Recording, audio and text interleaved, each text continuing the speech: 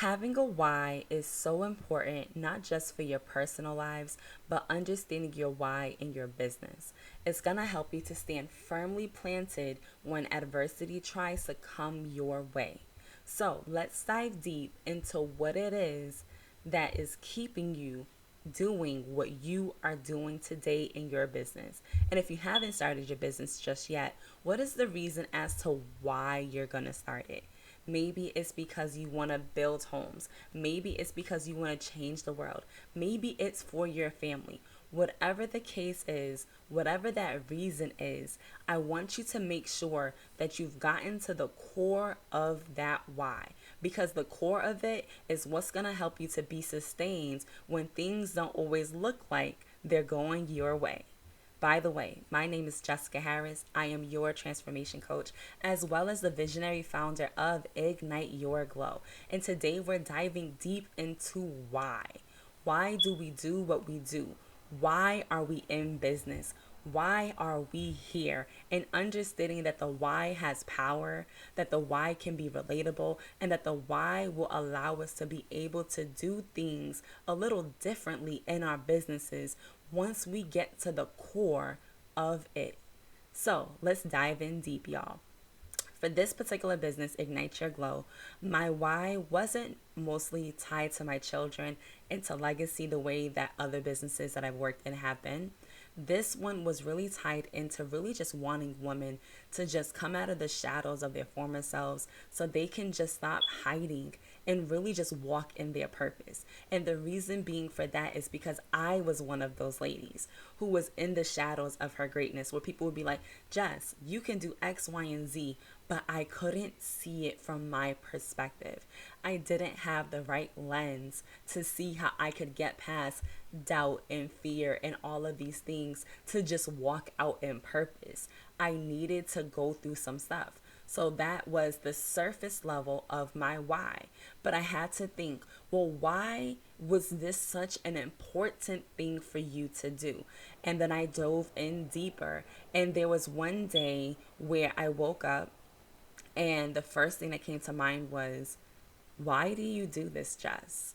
And I said exactly what I just told y'all. Well, I want to help other women come out of hiding so they can go ahead and be transformed. But it was like, but why do you want to do that, Jess? And I sat there for a second and I was brought back to memories of me being in elementary school. Now, why this is related to all of it, I promise y'all, it's coming together. It's coming together. Anyways, I was brought back to when I was about I think it was in third grade, so maybe like 8 years old, 7 or 8, depending on, what time of year it was and whatnot. And I remember being in class and I remember going to the library at school and they had all these books, and a lot of the books that they had and the ones that I were interested in were of kids who were black and brown. And I was like, oh my goodness, this is amazing, because they had books on activism, they had books that dealt with slavery, they had books that dealt with Jim Crow, they had books that dealt with people being motivated and just overcoming obstacles and so much more. And I was intrigued by these books, so much so that I made it a mission to really read as many as I could. It was ridiculous, to the point where I even had my parents convinced that we needed to buy some of these books for our own home library. So we went ahead and went to like the Barnes and Noble stores, and we had another store called Borders. Now I lived in Boston at the time, and these were the two popular ones that I particularly had went to. Although these bookstores were very popular, very big, they were set up very different. Barnes and Nobles didn't separate the books that were written by African American authors. They actually just put them, they embedded them throughout the genres. So they were spread within. At the time, it was difficult for me to find the ones that I liked, because I was like, I don't know who this is. I have to have my parents, ask the people, can you look this up? Because I really wanted to have a connection with the authors who looked like me. There was just something about what they wrote and how they wrote that really just intrigued something in my spirit, and I needed to just know more. So Barnes and Nobles was not one of my favorite stores growing up for that reason as a kid, because I knew what I wanted, but I didn't have the accessibility that I needed to have to just grab and reach. You know, the way that we have technology these days is so much easier for us to just find things than it was back then. So much easier than it was back then. Anyways, I would go to the other store called Borders. Now, Borders was a really big bookstore as well. I don't know if it was as popular, but it definitely was just as big, you know, store wise. And I remember going into their store, and their store did exactly what I had wanted. They had, as soon as you entered into the one in Copley, they had maybe like 6 panels of shelves that had books that were written by all African American authors. And I was like, oh my goodness, yes, because they were books that I could see the characters easily. I could see what they were looking, you know what I mean? Like I could see the authors' names, I could see the characters, I could see the authors' pictures. I knew exactly what I was looking for, and it was right there. And then they separated them into sections by genres right there. Now, I get the concept of, you know, wanting things to be integrated, and I'm not against that. But when I was a kid, I just wanted the easy access to getting what I needed, and Borders offered that. But what wasn't lost on me wasn't the fact that I had the access, but it was the fact that they only had 6 sections of books written by people who looked like me, with covers with people who looked like me. 6 sections in an entire bookstore. It didn't make sense. Something was missing. Why was I so easily able to get this selection of books that quickly, but after I ended on the 6th panel, there was nothing else left for me to buy in the store that resonated with the books that I was looking for? It saddened me that there wasn't more. It saddened me that I couldn't find all that I had wanted. And I knew then that something was missing when it came to writers. Something was missing when it came to the types of books that we read. So I started to wonder, is this just here or is this everywhere? As I continued in my education, I got to 5th grade. And by 5th grade, I had to switch schools because they wanted me to be in a more advanced class. I went to this new school and everything changed and everything shifted. It no longer was a school that had, you know, the black and brown teachers who looked like me. These were teachers who didn't look like me on the surface, right? They were still kind teachers. They were still women teachers. They were still amazing teachers. But I couldn't physically identify with them as easily. And it wasn't a problem, but it was something that I noticed that was different. Kids notice things, and I just wanted to throw that out there. Kids notice things. It may not always be brought up, but they notice stuff. So I want to do that with you and your why. Notice the correlation as to what your why is right now.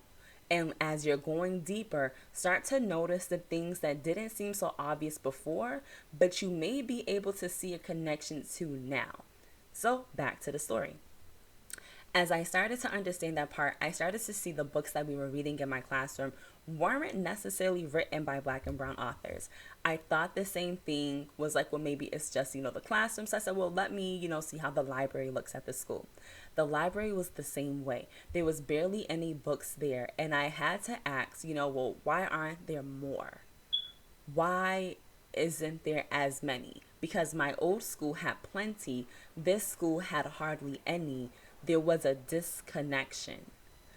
They were told, they told me that some shrugged, so I'll rephrase that. Some shrugged because they didn't know. So I asked the librarian. She wasn't really quite sure. I asked my teacher, and she was like, maybe they just didn't have anything that pertained to this year's curriculum. You know, she's like, sometimes we have like one or so that makes sense or whatever. But she's like, it's very basically few and far in between. And I remember asking an administrator, and she wasn't like the administrator of books, but she was an administrator at the school that I had grown acquainted with. And she was like, honestly, there's just isn't that many that fits the curriculums that we have. And I didn't ask why. And if I did ask why, I probably didn't get a suitable answer anyway. So I don't remember her response afterwards. But I just remember the fact of just understanding that there wasn't books past basically 4th grade, right? that really were offered to me that would have people who looked like me who wrote them, or have people who looked like me on the covers that I could learn about in the classroom aside from my personal time. It saddened me and it disappointed me. But my disappointment didn't stop there, not in fifth grade. My disappointment carried into my classroom. I'll never forget that we had a discussion amongst our peers. I'm truly not sure where our teacher was. I don't think she was there. I think she may have stepped out for a few minutes. But we were having a discussion, and in our discussion, we were going around the classroom asking everybody, where are you from? What is your background, right? And I remember that they did everybody, and a lot of the kids in my classroom, some were Puerto Rican, some were Dominican, some were Caucasian. I think one was Haitian, one was Jamaican, and then they got to me. And I had responded back that I was Black and Puerto Rican. And I remember that there was just a silence that followed it. And I was confused because I'm like, okay, like Black and Puerto Rican, like, see, Black, Puerto Rican, in my case, my dad is Black, African American, my mom is Puerto Rican, full born, like full blood, born, raised, all of it. And I never forget one of the boys named Felton. He responded back like, you're lying. And I remember looking at him like, why would I lie? Right? Like, who is going to lie about where they're from? You're in fifth grade. You're 10 years old. That doesn't even make sense. And I'll never forget him saying that to me. And I was like, oh, why? Like, why am I lying? He's like, because there's no such, he's like, you're too dark. And I was like, what? He was like, yeah, like, you're too dark. Like, there's not dark Puerto Ricans. They don't exist. Hear that word, right? They don't exist. And I was like, okay, like what? I was like, my mom is darker than me, so they do exist because she's darker than me. Now, this wasn't an era where we had phones all the time. Yes, cell phones did exist. No, I did not have one, so I couldn't like pull up a picture on my phone to be like, see, she's Puerto Rican here, she's right there. And it was just mind-boggling because he wasn't the only one who felt like that. It was the other kids in the classrooms who felt the very same way. They believed that Puerto Ricans only came in light skin tones and they didn't come in any other shades. So not only was I a 10-year-old who had a lack of representation when it came to books, but there was a lack of representation of people who simply looked like me, who had my background that people knew about. Now, maybe that's not everyone's story, but that's the story and the ways of which things happened in my life. So I said, okay, something has to be wrong. I remember sharing with my father the experience that I had, and he was like,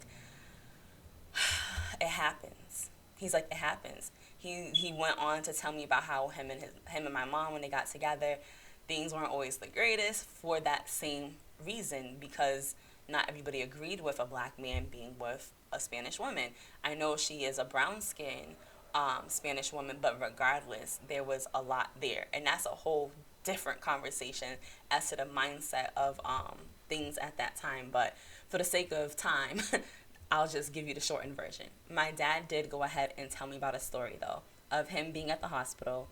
He worked at one of the major hospitals in Boston, and he was telling me how he remembered having a little boy walk past him in the hallway, and the little boy was with his parents. And the little boy said, why does that man look like that? And I was like, what do you mean? Like, why did he say it? And like, he was talking to you? He was like, I was the only one there, and he pointed at me. And he was like, the little boy had to be no more than like maybe 3 to 4 years old. And he was like, I guess his parents had to tell him, like, well, that's what a Black man looks like. And they apologized to my dad, telling him that he had never seen a Black person before. And I looked at my dad like, huh? Like, how could he have never seen a Black person before? And he just shook his head and was like, it happens. It depends on what they are exposed to. Keep track of that word. Existed, exposed. Those are the 2 words I want you to keep track of, and the word why, right? So I was like, okay, I get it. I get what you're saying, but I don't get how that could happen.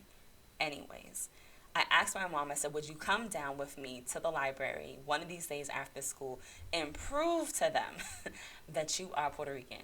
Because I can't have them thinking that I'm lying. And she was more than down with it. She's like, yeah, I got you. Let's go. So we went we went to the library one of the days, and all of us went to the library. This wasn't like a thing like we just randomly went. No, we had to do these trivia projects every single week at school, so I never took my school bus home. I always had to go to the library because we needed the encyclopedias. Yeah. Fifth grade and encyclopedias were our weekly lives, y'all. It was a mess. Anyways, I remember being there, and I remember the boy asking me, like, so is your mom even gonna come? Is she even gonna show up? And I'm just like, yeah, she's gonna show up. Of course. Like, why wouldn't she show up, right? So I remember my mom walks in, and I look at her, she smiles, and I wave her over, and I'm like, come here. Come on, come on. Like, come meet my friends, right? Come meet my classmates. And I remember she walks over and she smiles. Now, for me, my mom looks just like me, or I look just like her, whatever. So, but she's at that, she probably was a few shades, we probably were about like the same complexion. Maybe she was a few shades darker than me. I know our complexions kind of go in and out. Sometimes I get like super, super brown, deep dark browns, sometimes it's lighter, like whatever the case was. She came over and immediately she's like, hi. He said it in English, and I laughed because I was like, they about to do something ridiculous, and the boy did. Felton went in on like a whole paragraph story, whatever, in Spanish. He was telling her, now I don't speak Spanish fluently, y'all, so I had no clue what he was telling her. I just know he was zipping it through. And I laughed to myself because the way he did it, you could tell he thought he had caught the tiger by its tail. He thought he had my mother caught, like, see, she ain't gonna be able to know what I'm talking about, da da da. And my mother whipped at him so quickly in Spanish and responded so quickly, so smoothly, so easily. I was proud. I was proud. I was proud.